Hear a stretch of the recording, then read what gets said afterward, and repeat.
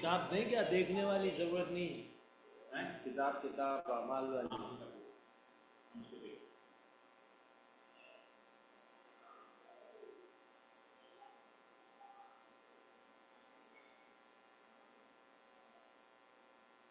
मोटी वाली। या thank you.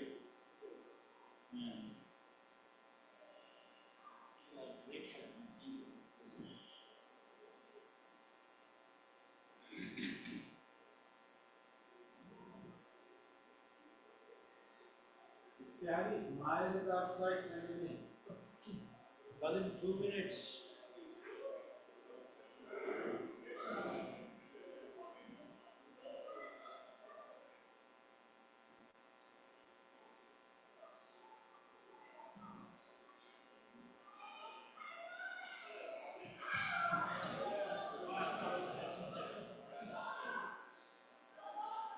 You will find you wherever you are. Mohammed, follow the order. 3 minutes, 3 minutes. Did he do the whole thing? So, 3 minutes you don't. Follow the order. Dua al-Hujjah. Ya Ali Ya Azim, Allahumma akfir, and then Dua al-Hujjah and then you. Yeah. So the PowerPoint is this one. Yeah, put it over here, please. I want to check it out.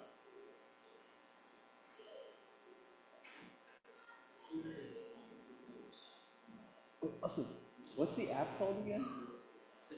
Oh, thanks. Did you delete it? No, I'm blanking. No. Right hand button, you know, button with it.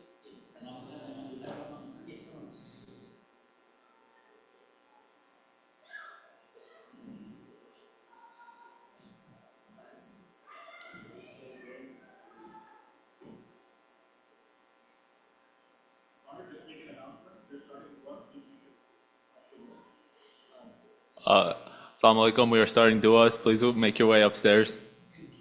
In 2 minutes. Do I say andale?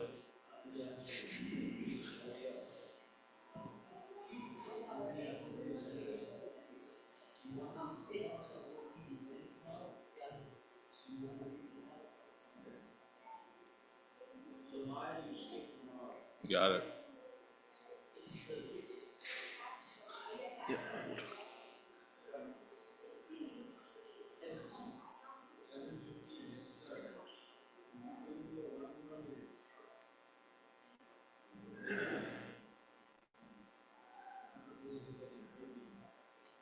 They'll make their way out.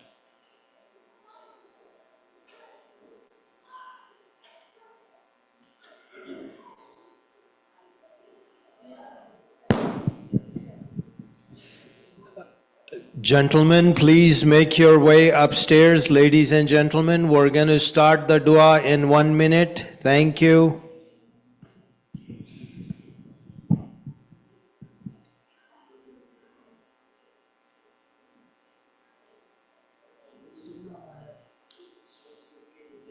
أعوذ بالله من الشيطان الرجيم بسم الله الرحمن الرحيم اللهم صل على محمد وعلى محمد اللهم كل وليك الحجة ابن الحسن صلواتك عليه وعلى آبائه في هذه الساعة وفي كل ساعة وليا وحافظا وقائدا وناصرا ودليلا وعينا حتى تسكنه أرزك توأ وتمتعه فيها طويلا برحمتك يا أرحم الراحمين. بسم الله الرحمن الرحيم يا علي يا عظيم يا غفور يا رحيم أنت رب العظيم الذي ليس كمثله شيء وهو السميع البصير وهذا شهر عظمته وكرمته وشرفته وفضلته على الشهور وهو الشهر الذي فرضت صيامه علي وهو شهر رمضان الذي أنزلت فيه القرآن هدى للناس وبينات من الهدى والفرقان وجعلت فيه ليلة القدر وجعلتها خيرا من 1000 شهر فيا ذا المن ولا يمن عليك من علي بفكاك رقبتي من النار بمن تمن علي وادخلني جنة برحمتك يا أرحم الراحمين. بسم الله الرحمن الرحيم. اللهم أدخل أهل القبور سرور. اللهم أغني كل فقير. اللهم أشبع كل جائع. اللهم اكس كل عريان. اللهم اقض دين كل مدين. اللهم فرج عن كل مكروب. اللهم رد كل غريب. اللهم فك كل أسير. اللهم أصلح كل فاسد من أمور المسلمين. اللهم اشف كل مريض. اللهم سد فقرنا بغناك. اللهم غير سوء حالنا بحسن حالك. اللهم اقض عنا الدين واغننا من الفقر إنك على كل شيء قدير. بسم الله الرحمن الرحيم. اللهم إني أفتتح ثناء بحمدك وأنت مسدد لثواب بمنك وإن أنت أرحم الراحمين في موضع العفو والرحمة وشد المعاقبين في موضع النكال والنقمة وأتم المتجبرين في موضع الكبرياء والعظمة. اللهم أذنت لي في دعائك ومسألتك فاسمع يا سميع مدحتي وجب يا رحيم دعوتي وكل يا غفور أثرتي. فكم يا إلهي من كربة قد فرجتها وهموم قد كشفتها وأثرة قد أكلتها ورحمة قد نشرتها وحلقة بلاء قد فككتها. الحمد لله الذي لم يتخذ صاحبة ولا ولدا ولم يكن له شريك في الملك لم يكن له ولي من الذل وكبره تكبيرا. الله أكبر. الحمد لله بجميع محامده كلها على جميع نعمه كلها. الحمد لله الذي لا مزاد له في ملكه ولا منازع له في أمره. الحمد لله الذي لا شريك له في خلقه ولا شبيه له في عظمته. الحمد لله فاش في الخلق أمره وحمده الظاهر بالكرم مجده الباسل بالجود يديه الذي لا تنقذ خزائنه ولا تزيده كثرة العطاء إلا جودا وكرما إنه هو العزيز الوهاب. اللهم إني أسألك قليلا من كثير مع حاجة بي إليه عظيما وغناك عنه قديم وهو عندي كثير وهو عليك سهل يسير. اللهم إن عفوك عن ذنبي وتجاوزك عن خطيئتي وصفك عن ظلمي وسترك على قبيح عملي وحلمك عن كثير جرمي عندما كان من قطاعي وعمدي أطمعني في أن أسألك ما لا أستوجبه منك الذي رزقتني من رحمتك وريتني من قدرتك وعرفتني من إجابتك فصرت أدعوك آمنا وأسألك مستأنسا لا خائفا ولا وجلا مدلا عليك فيما كسدت فيه إليك فإن أبت أني أتبت بجهلي عليك ولعل الذي أبت أني هو خير لي لعلمك بعاقبة الأمور فلم أر مولا كريما أصبر على عبدي لئيم منك علي. يا رب إنك تدعوني فولي عنك وتتحبب إلي فتبغض إليك وتتودد إلي فلا أقبل منك كالنار يتطول عليك فلم يمنعك ذلك من الرحمة لي والإحسان إلي والتفضل علي بجودك وكرمك فارحم عبدك الجاهل وجد عليه بفضل إحسانك إنك جواد كريم. الحمد لله مالك الملك مجري الفلك مسخر الرياح فالك الإصباح ديان ديني رب العالمين. الحمد لله على حلمه بعد علمه والحمد لله على عفوه بعد قدرته والحمد لله على طول أناته في غضبه وهو قادر على ما يريد. الحمد لله خالق الخلق باسط الرزق خالق الإصباح ذو الجلال والإكرام والفضل والإنعام الذي بعد فلا يرى وقرب فشهد النجوى تبارك وتعالى. الحمد لله الذي ليس له منازي يعادله ولا شبيه يشاكله ولا ظهير يؤاذده قهر بيدته العزة وتواضع لعظمة العظماء فبلغ بقدرته ما يشاء. الحمد لله الذي يجيبني حين أنادي ويستر علي كل عورة وأنا أعصي ويعظم النعمة علي فلا أجازي. فكم من موهبة هنية قد أعطاني وذمة مخوفة قد كفاني وبحث مونكة قد أراني فاثني عليه حامدا واذكره مسبها. الحمد لله الذي لا يفتق حجابه ولا يغلق بابه ولا يرد السائل ولا يخيب عامله. الحمد لله الذي يؤمن الخائفين وينجي الصالحين ويرفع المستضعفين ويذل المستكبرين ويهلك ملوكا ويستخلف آخرين.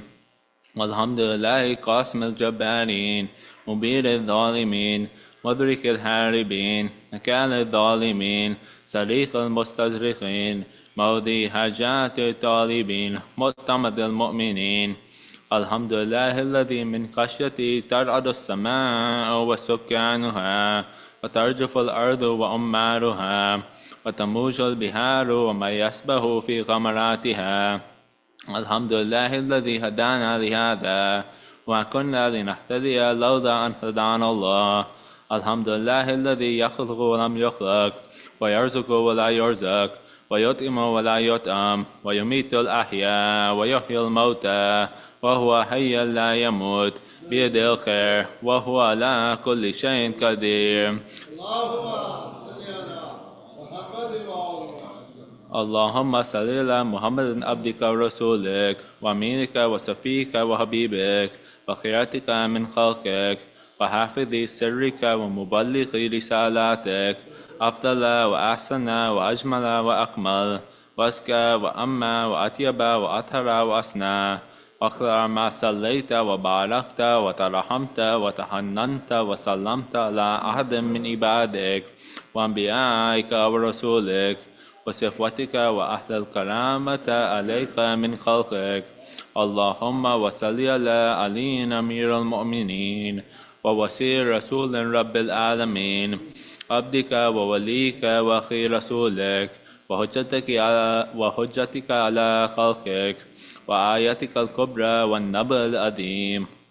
وصل على الصديقة الطاهرة فاطمة الزهراء سيدة نساء العالمين وصل على سبط الرحمة وإمام الهدى والحسن والحسين سيد شباب أهل الجنة. وصل على أئمة المسلمين علي بن الحسين ومحمد بن علي وجعفر بن محمد وموسى بن جعفر وعلي بن موسى ومحمد بن علي وعلي بن محمد والحسن بن علي والخلف الهادي المهدي حججك على عبادك ومنائك في بلادك صلاة كثيرة دائمة. اللهم وصل على ولي أمرك القائم المؤمل والعدل المنتظر وخفه بملائكتك المقربين ويده بروح القدس يا رب العالمين.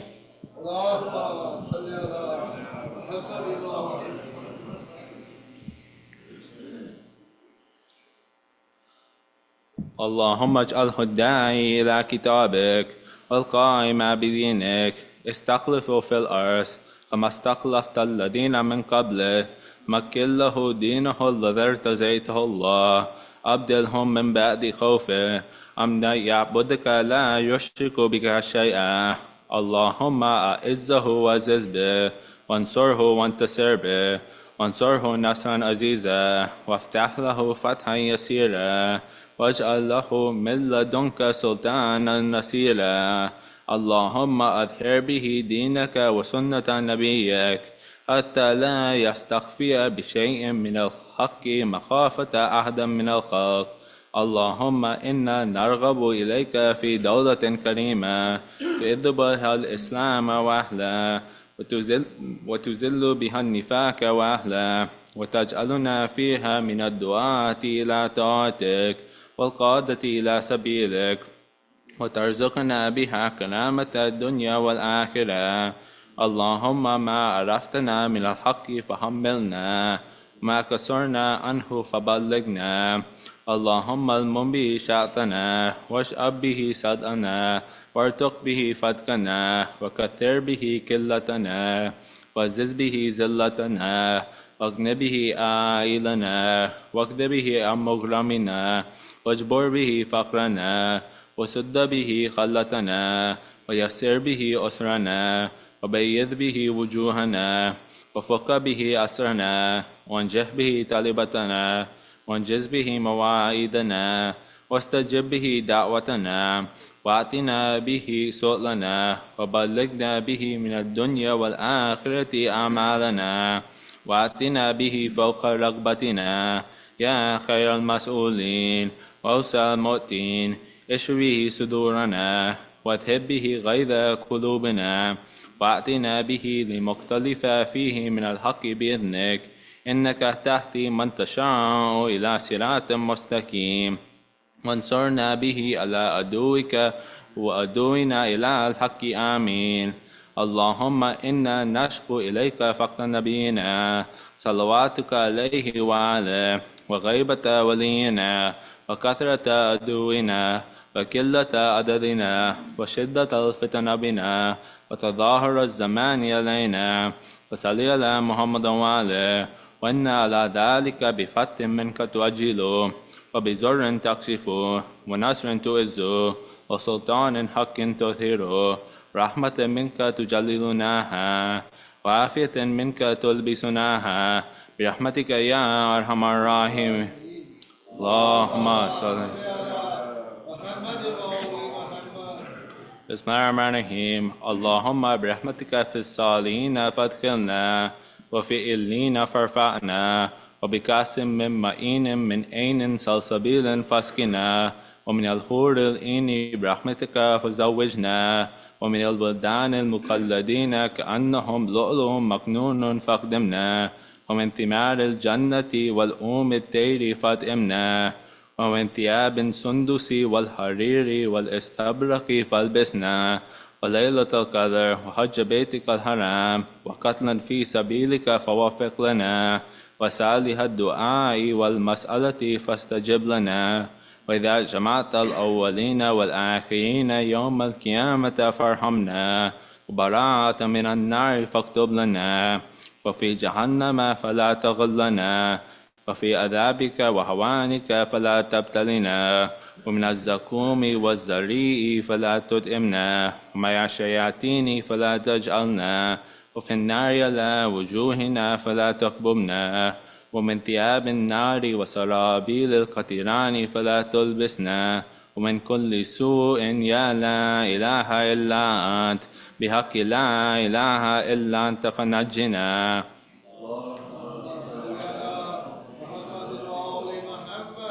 بسم الله الرحمن الرحيم.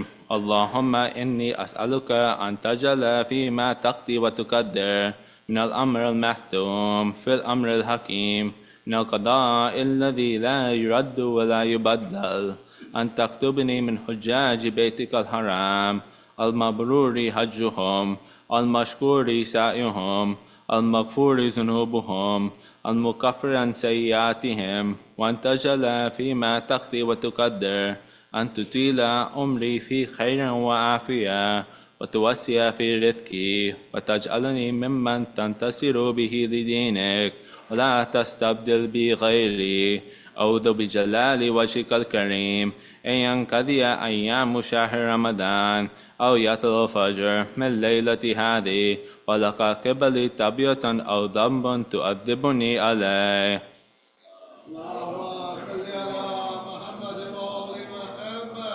بسم الله الرحمن الرحيم. اللهم صل على محمد وعلى محمد.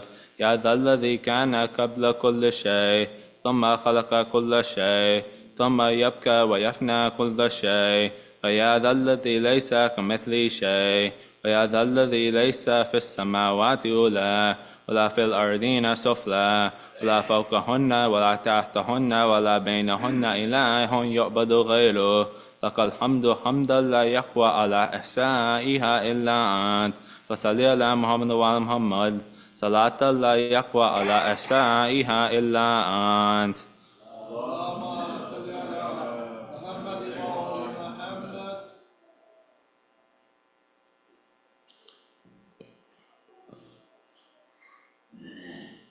بسم الله الرحمن الرحيم. اللهم صل على محمد وعلى محمد. إلهي وقف السائلون ببابك ولا يزل الفقراء بجنابك ووقفت سفينة المساكين على ساحل بحر جودك وكرمك يرجون الجواز إلى ساحة رحمة ونعمتك. إلهي إن كنت لا تغفر في هذا الشهر الشريف إلا لمن أخلص لك في صيامه وقيامه فمن للمذنب مقصر إذا غرق في بحر ذنوبه وآثامه. إلهي إن كنت لا ترحم إلا المطيعين فمن للآسين وإن كنت لا تقبل إلا من العاملين فمن للمكسرين. إلهي ربي الصائمون وفاض القائمون ونجا المخلصون ونحن عبيدك المذنبون فارحمنا برحمتك واتقنا من النار بعفوك يا كريم يا أرحم الراحمين. وصلى الله على محمد وآله الطاهرين.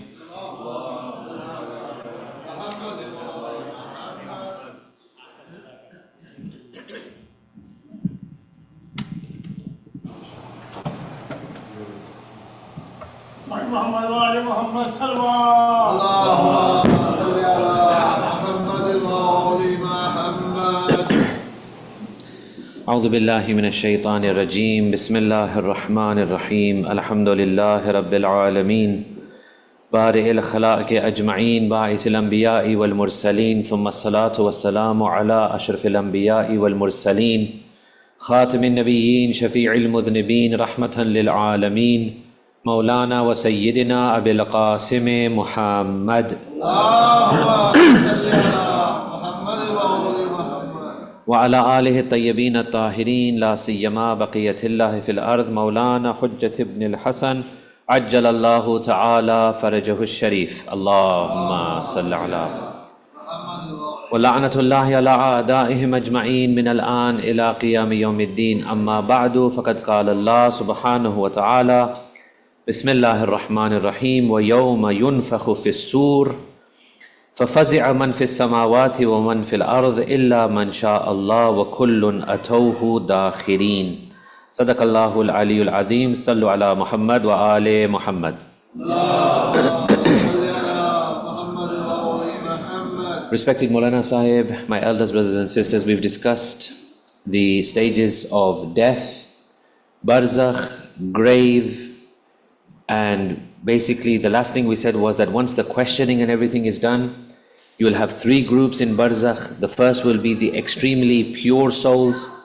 They will be in bliss, in tranquility, in peace, in the barzakhi heaven. You will have the extremely impure, corrupt souls who will be in the barzakhi hell, going through torment. And then you'll have the middle group who have a mixture of good and bad.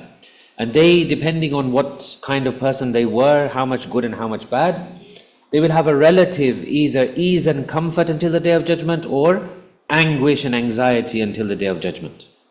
Now we've come to the stage where we want to discuss the Day of Judgment itself, how it will be heralded, how it will come, and what will happen at the different stages, inshallah. So Allah subhanahu wa ta'ala will begin the process of the Day of Judgment with what we call nafkhe sur, the blowing of the trumpet. Okay, we hear that term. We heard that term when we were younger as well, that there will be a trumpet which will be blown, and that will be done by the angel Israfil. Israel is the one to take the souls. Israfil is the one who is in charge of blowing into that trumpet. What will happen is once that trumpet is blown, everything dies. Everything that was on the world, if there was anything left on the world, will die. Everything in barzakh will die. So all of those souls that we are saying are in the three groups, they will die. Everything will die. Angels will die. Even Israfil himself will die. And the world will undergo a transformation. The blowing of the trumpet, this death, it won't be slow, it won't be steady, it will be very violent and sudden. In other words, as soon as that step is taken of blowing the trumpet, everything dies. The day, Allah says, the day when the trumpet will be blown, whoever is in the heavens will be terrified. فَفَزِعَ مَنْ فِي السَّمَاوَاتِ. They will be struck with وَفَزِعَ, that means an extreme sense of fear and terror. Okay, that what is this sound and what is this thing happening? They will be struck with fear and terror. And whatever is in the earth as well, except whomever Allah may wish. Now we'll come to that later, that there will be some very limited number of beings who don't die. Allah, of course, and He allows others to not also die. But basically everything else, you can say 99% of everything else will all die. And they will all come to Him in utter humility. Okay. So what will happen when this trumpet will be blown? The earth will completely change. The earth will begin to shake. There will be a number of earthquakes. The sun will be extinguished. The stars will fade. The seas will burst into flame. The seas will catch fire. The skies will be rent asunder. The ground will be pounded and will become featureless. So right now when you look at the earth, you can see ridges and mountains and valleys and hills and lowlands and highlands. This will all go. It will all end up like a featureless plain of land. There will be no features of this earth. Mountains will crumble. Stars will extinguish. The sun will not be working anymore. The moon as we know it will not be the moon anymore. Israfil will also die, and there will be a number that will survive. There will be a total stillness and darkness. If you were an alien looking at our world, you would think nothing has ever existed here before. No water, no running water, no wind, no orbit, none of that. All of those features of the earth will go. The question is why? Why does Allah have this immediate and sudden and total death of the world and barzakh and everything? Well, in one way, this is a mercy of Allah, because He is evolving this whole universe now. The whole universe, the whole solar system, the earth, the sun, the moon and everything, it has to change and it has to evolve. Had there been people on the earth, they would have gone through so many terrors, and it would be very frightening. So in this way, it is a very big mercy of Allah that He's actually killed everyone for that moment. All the dimensions that we know of, earth, barzakh, the world of angels, all of these have to undergo a big change. They will all be changed by Allah because a new phase of life is starting. Akhirat is more powerful than barzakh. Barzakh is more powerful than this world. Every time you go up a level in these three levels of existence, you have more and more power, strength, and things are much, much more powerful. So for this to happen, Allah has to put everything through a process of evolution. Everything has to change. A richer and more expansive world is coming. So for that to happen, everything has to undergo an immense evolution and change. How long is this period between the blowing of the trumpet and the beginning of the Day of Judgment? How long is that period? No one knows, because there will be no one to count. No one will be able to count the time. No one will be able to work out how long it's been, because everyone will be dead or asleep. When coming back to life, they will be asked, how long has it been since you were dead? How long has it been since you heard that trumpet blown? They will say, maybe a day, maybe a few days, maybe half a day. They don't know that it would have been billions of years probably, but we had no idea. So this deep slumber that we will go through is actually one of the mercies of Allah to save us from that all tumultuous change in the universe. He will then bring Israfil back to life. And then he will tell Israfil, now blow in the trumpet again. So there will be two blows of the trumpet. One is to kill everything. The second is to breathe back life into everything. So the first nafkh sur, the first blowing into the trumpet is to kill. The second is to insert again that life into everything, and everything will then come back to life and be revived. The changes in the solar system will be as follows. The earth, as I said, will be featureless and it will be stretched out and expanded. Okay? Why? Because every single human and jinn has to come on this earth now. For mahshar, for qayamat, for hisab, for being raised from their graves. They all have to fit on this earth now. So those features of the earth will go, and the earth will just be like a large expanse of land. Mountains will disappear, valleys will disappear. The sky will look different. The sky will look a different color because now the sun is different, the cosmos is different, the solar system is different. What color will it be? It will be a crimson color. Crimson. Why? Because Surah Rahman tells us, فَإِذَا انشَقَّتِ السَّمَاء فَكَانَتْ وَرْدَةً كَالدِّهَانِ. When the sky is split open and turns crimson like tanned leather, that will be the color of the sky.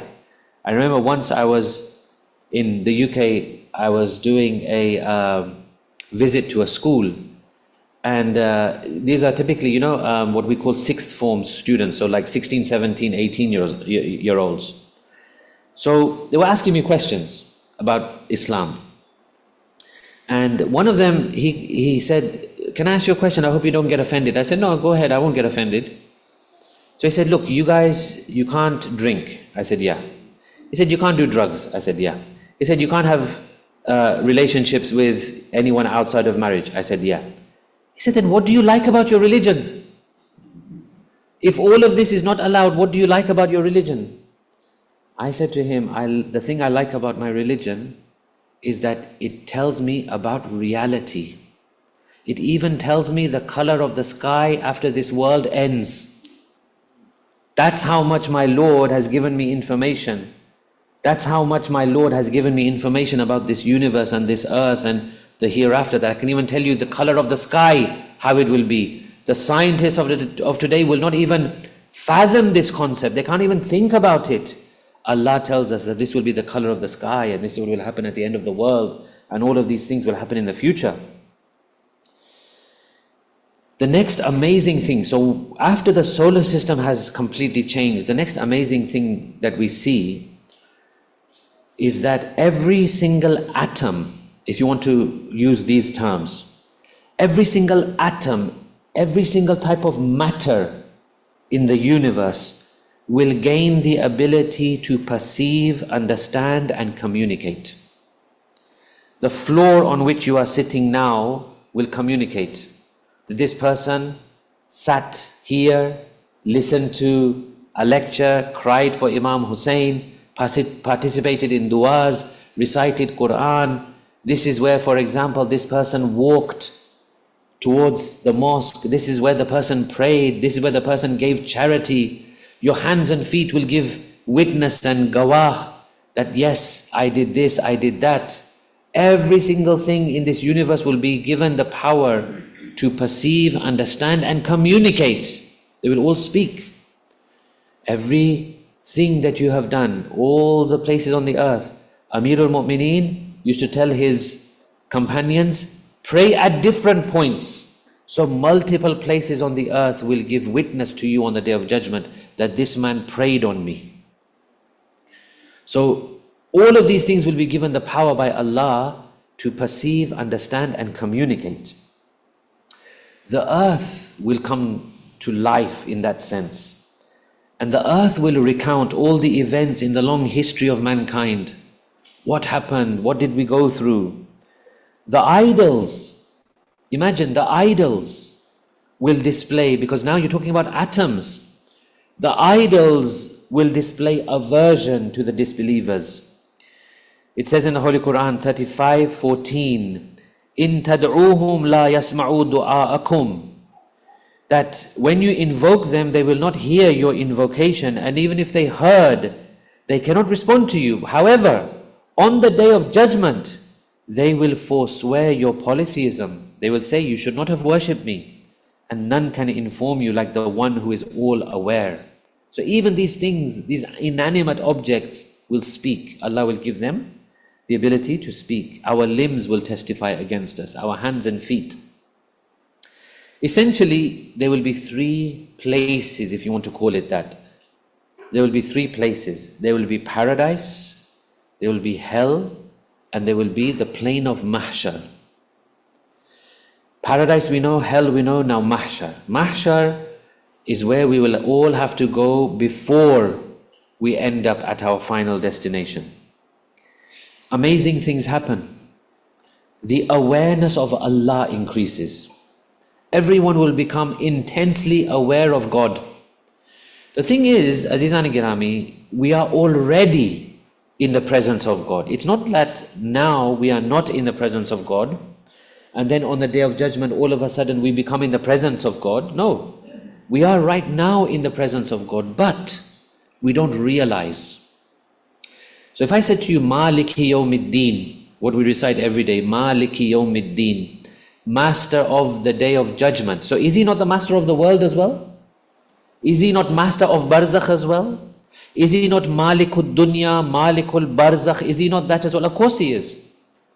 So why do we say Maliki Yawmiddin? Because on the Day of Judgment there will be no more doubt. No one will deny. Even the most staunch atheist who had nothing to do with God in his whole life, he will not deny. Because there is no denial. It is so obvious to everyone that Allah is in charge that no one can deny. So the role of Allah will become much more obvious and known to everybody.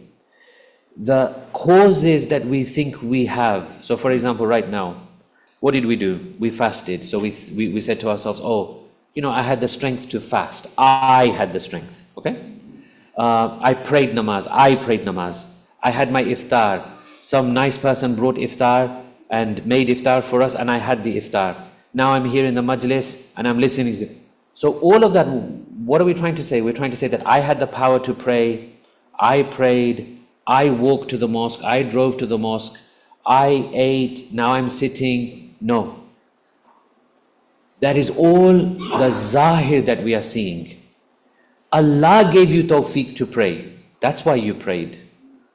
Allah gave you the tawfiq to be in the mosque. Allah gave you the rizq that you ate. Allah gave you the strength to come and sit. Allah gave you the tawfiq to be here. Allah gave us the tawfiq. This is why, when some people say, I didn't go mosque, for example, I say to them, you missed out on the tawfiq of Allah.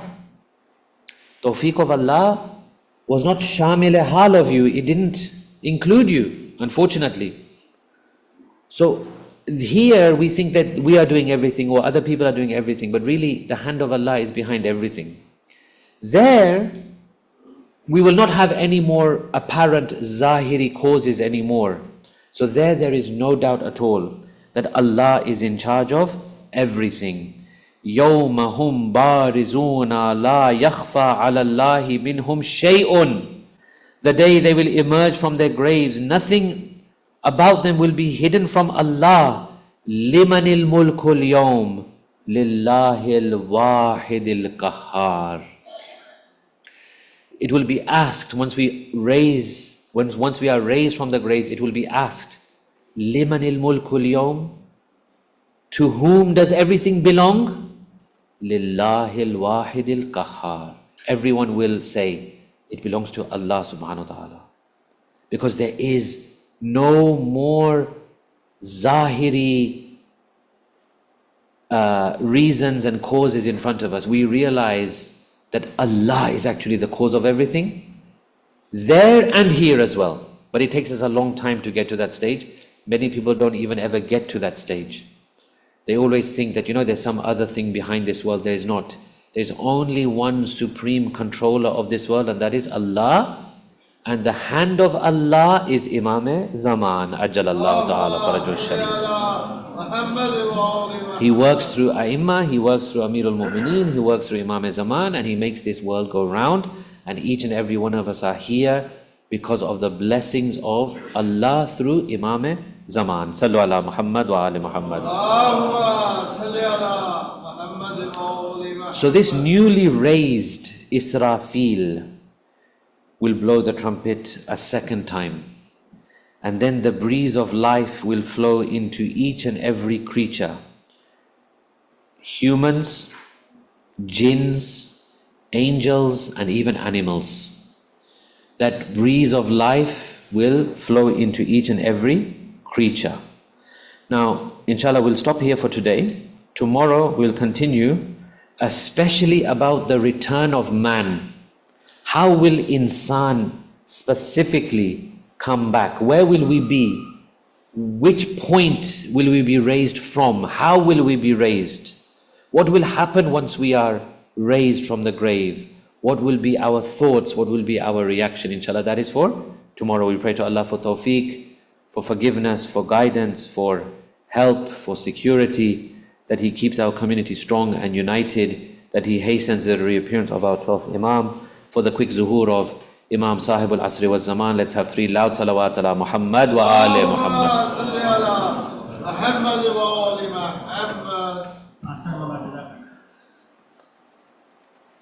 Yeah. That's it.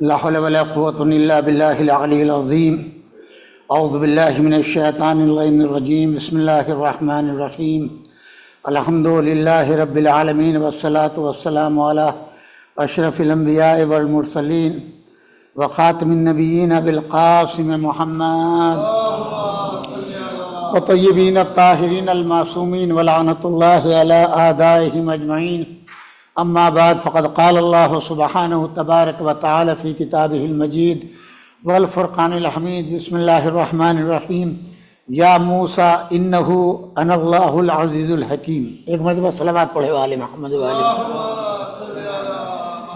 وہی قرآن مجید کا 27 number سورہ سورہ نمل، اسی کی آیت ہے، آیت number 9. حضرت موسیٰ کا ذکر ہے کہ اللہ کہتا ہے یا موسیٰ انہو انا اللہ العزیز الحکیم، میں وہ خدا ہوں جو پوری دنیا کے اوپر غالب ہوں. وَالْقِ عَصَاكَ فَلَمَّا رَآهَا تَهْتَزُّ كَأَنَّهَا جَانٌ وَلَّا مُدْبِرًا وَلَمْ يُعَقِّبْ يَا مُوسَىٰ لَا تَخَفْ إِنِّي لَا يَخَافُ لَدَيَّ الْمُرْسَلُونَ.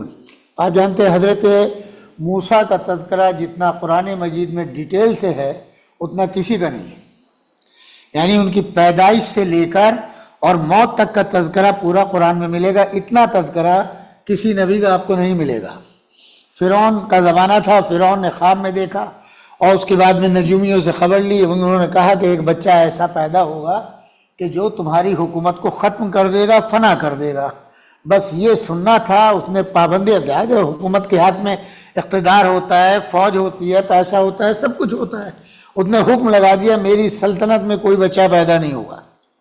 اگر لڑکا پیدا ہو تو قتل کر دو، لڑکی پیدا ہو چھوڑ دو. 70,000 بچے قتل ہوئے. اور حضرت موسیٰ علیہ السلام کو اللہ نے ایک تو یہاں آپ یہ دیکھیے بات چیزیں ایسی ملیں گی جیسے بندوں کو پروردگار عالم جب آدمی جو ہے تکبر میں غرور میں سب آ جاتا ہے نا تو پروردگار کہتا ہے اپنی اوقات پہچانو تمہیں کس سے پیدا کیا ہے.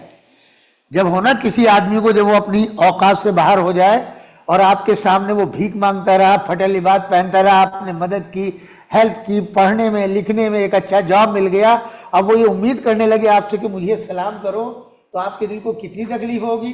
تب اس کی اوقات یاد دلانا ضروری ہے. کل تمہارا اللہ بھی بندوں سے کہتا ہے تمہیں معلوم ہے میں نے کس نجیس چیز سے تم کو پیدا کیا ہے. کل تم خاک تھے، کچھ نہیں تھے. بہرحال تو فرعون کی حکومت تھی، فرعون نے اپنے اس تحکمانہ انداز میں حکم نافذ کر دیا کوئی بچہ پیدا نہ ہو۔ چیلنج کس کو ہے؟ اللہ کو۔ اللہ پیدا کرتا ہے نا، اس کی مرضی ہے، لڑکا پیدا کرے لڑکی پیدا کرے اس کی مرضی کے اوپر ہے۔ اتنے اپنا حکم نافذ کیا کوئی بچہ پیدا نہیں ہوگا، قتل کر دو اگر لڑکا ہے تو، لہذا ہر طرف جو ہے ہو گیا۔ اب جو مفسرین لکھا ہے 70,000 بچے قتل ہوئے۔ جناب دائیں جاسوس تھے، گھروں میں جاتے تھے، پتہ لگاتے تھے پرگننٹ عورت کس گھر کے اندر ہے کس میں نہیں ہے، اور خبر ملتی تھی اور وہ اس بچے کو قتل کرا دیتے۔ جناب موسیٰ کے لیے ملتا ہے کہ موسیٰ ہمارا احسان دیکھو، ہم نے ظاہر ہی نہیں ہونے دیا کہ تم ماں کی شکم میں ہو یا نہیں ہو، نارمل بالکل ایک دم۔ اور جب ولادت کا وقت قریب آیا پیدا کرا دیا اللہ نے۔ اب ماں کو فکر ہوئی کہ اب جو جاسوس ہیں وہ آئیں گے تو بچے کا کیا ہوگا۔ اللہ نے ان کو الہام کیا تمہیں گھبرانے کی ضرورت نہیں، جو شکم میں حفاظت کر سکتا ہے بچے کی وہ دنیا میں لانے کے بعد بھی حفاظت کرے گا۔ اور پھر وہ واقعات میں ملتا ہے کہ اس کے جاسوس گھر میں آئے اور ادھر یہ ہوا کہ انہوں نے گھبرا کر کے بچے کو تندور میں رکھ دیا، ادھر جو خادمہ تھی گھر کے اندر اس نے اس میں جو ہے کوڑا کرکٹ ڈال دیا، لکڑی وغیرہ، اور ادھر جب وہ جاسوس آئے اس نے جو ہے آگ لگا دی اس میں۔ اب ماں پریشان، یعنی ماں کی جو جذبہ محبت تھا، اللہ نے کہا گھبرانے، وہاں آگ کو جلتے ہوئے دیکھ کر کے گھر کی تلاشی لی، چلے گئے۔ اور اس کے بعد میں آگ جب ختم ہوئی جناب موسیٰ وہیں بیٹھے ہوئے ہیں مسکرا رہے ہیں۔ اور جب وہاں سے نکلے اب یہ نظام قدرت دیکھیں، اللہ نے کہا کہ اس کو ایک صندوق میں بٹھا کر کے بھیج دو، دریا میں ڈال دیا گیا۔ اور ادھر جناب آسیہ فرعون کی بیوی ہے، یہ مومنہ ہے، ان کا تذکرہ بڑا قرآن میں ملے گا۔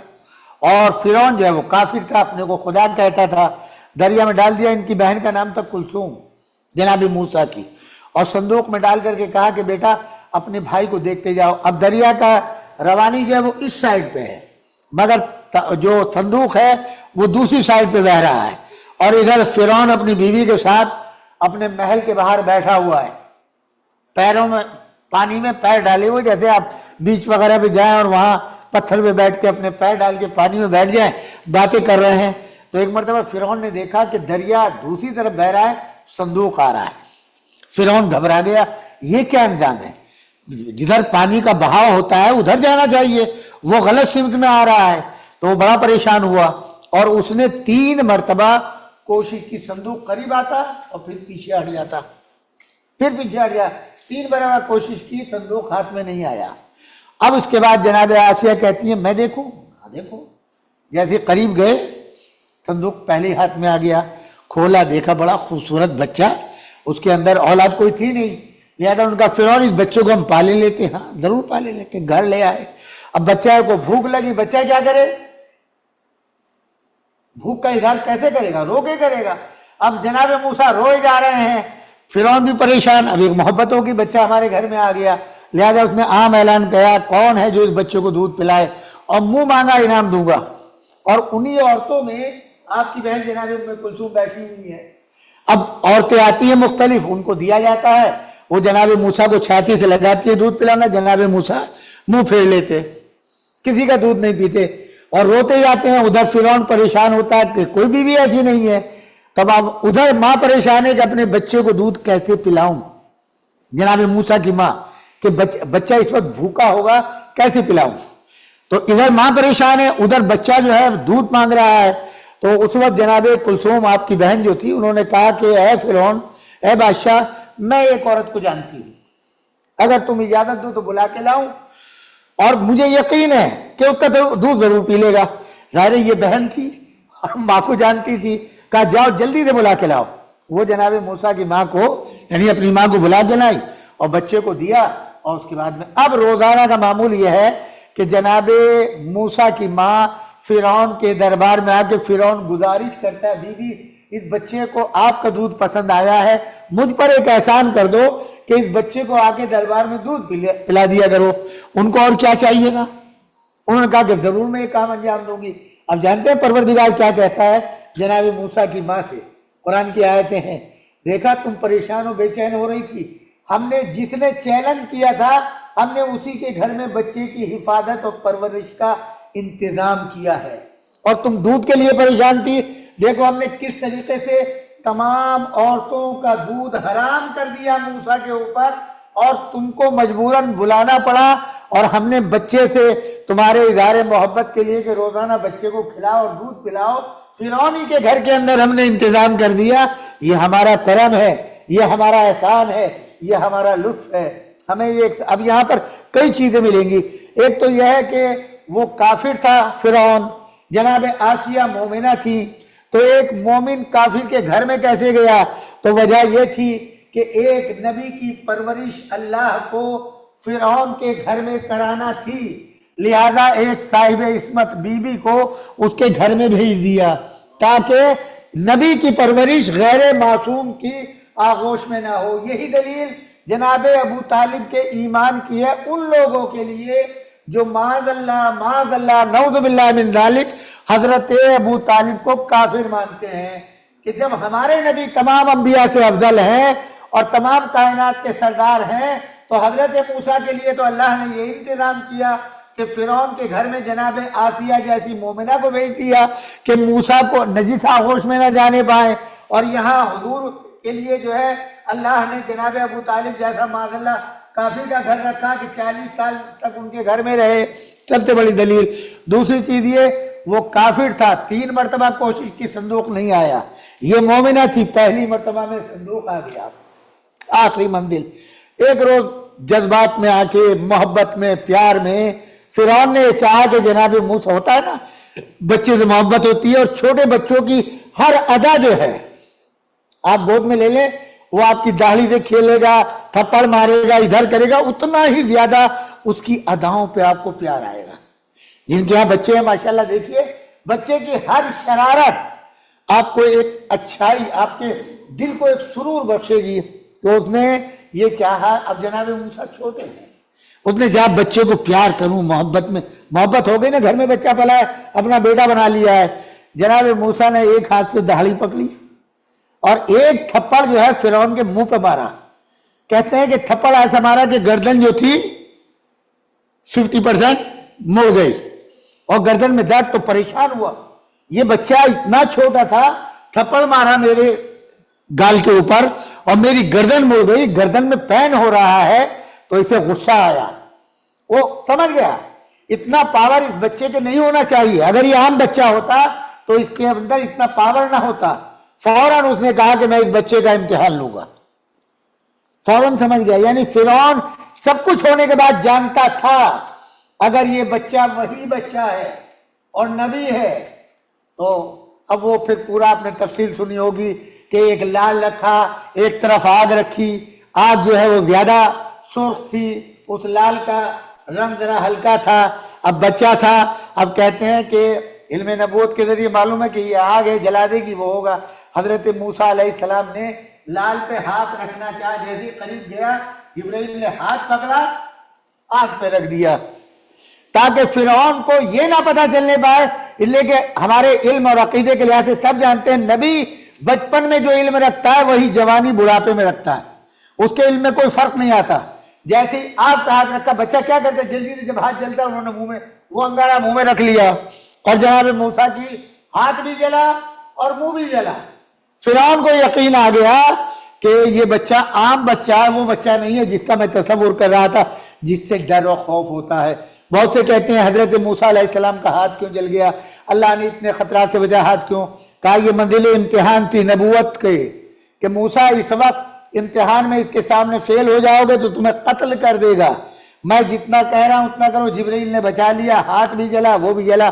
بہرحال انشاءاللہ کل جناب خدیجہ سلام اللہ علیہ کی وفات کی شب ہے، تو کل جو ہے مختصر مصائب پڑھوں گا میں بھی، اور قبلہ بھی جو ہے تاریخ جناب انگلش میں آپ سب کے لیے جو ہے ان کی ہسٹری بیان کریں گے. اور پرسوں انشاءاللہ پھر یہی سلسلہ منڈے سے شروع ہوگا، بس انہی چند کلمات کے ساتھ. اور یہ سلسلہ انشاءاللہ انبیاء کا، ان کے واقعات، تاکہ آپ کو معلوم ہونا چاہیے سب کچھ قرآن میں ہے، ہمارے پاس ٹائم نہیں ہے، ہمیں معلوم نہیں ہوتا. تو اس لیے ہمارے لیے ایک سبق ملنا چاہیے کہ پروردگار عالم کی وہ قوت و طاقت ہے، اس لیے کہ وہی مالک و مختار ہے. ہمارے ائمہ علیہم السلام نے جو 2 منٹ میں ایک چیز آپ کو بتا دوں کہ امام زین العابدین جب شام سے آئے ہیں مدینے میں تو گورنر اس وقت مروان تھا، اور مروان نے آ کر کے ملاقات کی اور یہ کہا فرزند رسول آپ آزاد ہیں مگر کچھ شرطیں ہیں. وہ کیا؟ آپ مسجد میں نماز نہیں پڑھیں گے، خطبہ نہیں دیں گے، کسی کے سامنے کربلا میں کیا ہوا واقعہ بیان نہیں کریں گے، شام و کوفے میں آپ کے بعد کیا ہوا نہیں ہوگا. ٹھیک ہے، ساری شرطیں منظور ہیں. گھر میں رہوں گا، کسی سے کچھ نہیں کہوں گا. ایک بات بتا دو، دعا میں تو کوئی پابندی نہیں. یہ جب آپ دعائیں پڑھیں گے تو پورا دین، امام سجاد علیہ السلام 40 سال زندہ رہے، دعاؤں کے ذریعے کیا پڑھ رہے ہیں آپ؟ دعا پڑھ رہے ہیں. اسی دعا میں دین ہے، اسی دعا کے اندر وظائف ہیں، اللہ سے رابطہ ہے. جو پوری کامیابی امام زین العابدین علیہ السلام کو ملی ہے انہی دعاؤں کے ذریعے سے، جس میں آپ کی ہدایت، آپ کو سب کچھ دے دیا. انہی کلمات کے ساتھ پروردگار عالم آپ سب کو سلامت رکھے، آپ کے رزق میں خیر و برکت عطا فرمائے، آپ کے بچوں کو سلامتی دے.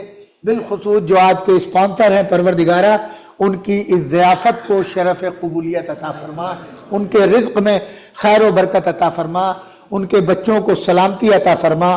میرے معبود ان حاضر مومن و مومنات کی ان زحمات کو شرف قبولیت عطا فرما، ان کی ان عبادتوں کو اس ماہ مبارک میں قبول فرما، ان کے رزق میں خیر و برکت عطا فرما، ان کے مرحومین کی مغفرت فرما. میرے معبود سلطان کرم علی صاحب کو اور ہماری بہن سلمہ لاڈت، جناب عزیز رحیم اور ڈاکٹر ظفر جعفری، اس کے علاوہ جو ہمارے مومن و مومنات بیمار ہیں، پروردگارہ ان سب کو صحت و سلامتی عطا فرما. باراللہ ہم سب کو کربلا کی زیارت نصیب فرما، حج کی توفیق عطا فرما، اس محفل کو تا صبح قیامت آباد فرما. یہاں کے بانیان، سامعین، معاونین کو اپنے حفظ و امان میں جگہ عنایت فرما.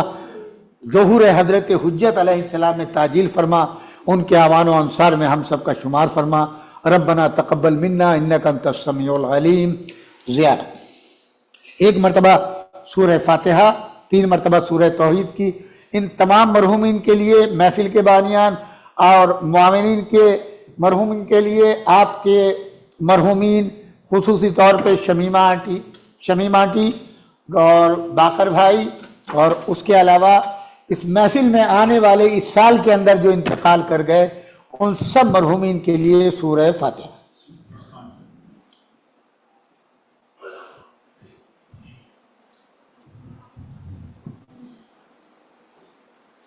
السلام عليك يا رسول الله يا نبي الله، السلام عليك يا أمير المؤمنين يا علي بن أبي طالب، السلام عليك يا فاطمة الزهراء سيدة نساء العالمين، السلام عليك يا حسن بن علي المجتبى، السلام عليك يا أبا عبد الله يا حسين بن علي الشهيد بكربلاء ورحمة الله وبركاته.